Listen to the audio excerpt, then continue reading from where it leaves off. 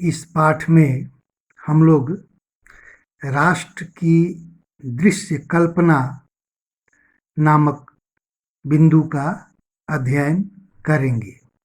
अभी तक हम लोगों ने राष्ट्रवाद की परिभाषा या राष्ट्र क्या है, इन सब बातों को जाना, लेकिन वाकई राष्ट्र का अमूर्त रूप ही अभी तक हम लोगों ने जाना।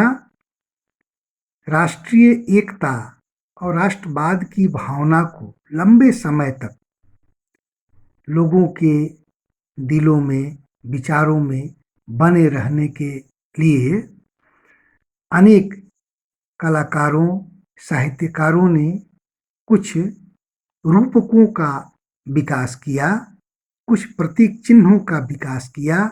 हम लोग इस बिंदु में, इस पाठ में इसी का अध्ययन करेंगे। 18वीं व 19वीं सदी में चित्रकारों ने राष्ट्र को मानव रूप में प्रस्तुत करना प्रारंभ किया। उन दिनों राष्ट्रों को महिला रूपों में चित्रित किया गया।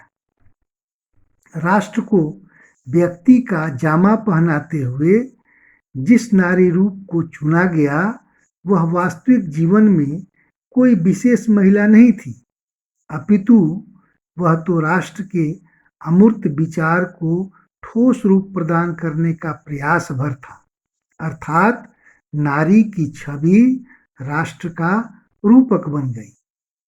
फ्रांसीसी क्रांति के बाद भी चित्रकारों ने स्वतंत्रता, न्याय तथा गणतंत्र जैसे विचारों को मूर्त करने के लिए महिला रूपकों का प्रयोग किया। ये विचार विशिष्ट वस्तुओं या प्रतीकों द्वारा प्रस्तुत किए गए।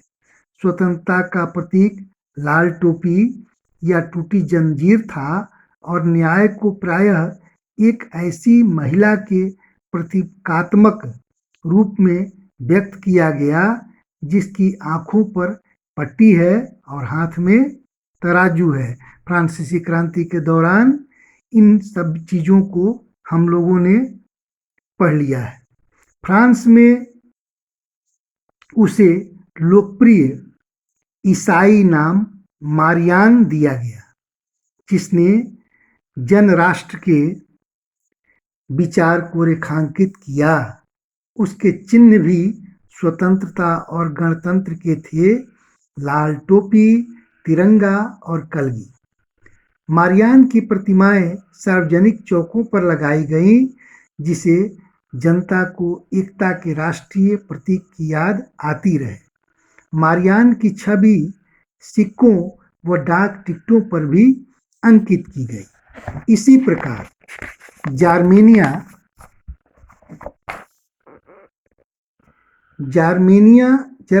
जर्मन राष्ट्र का रूपक बनी।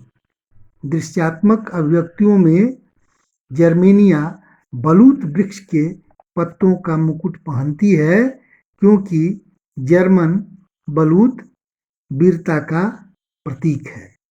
इस प्रकार इस बिंदु का समापन होता है।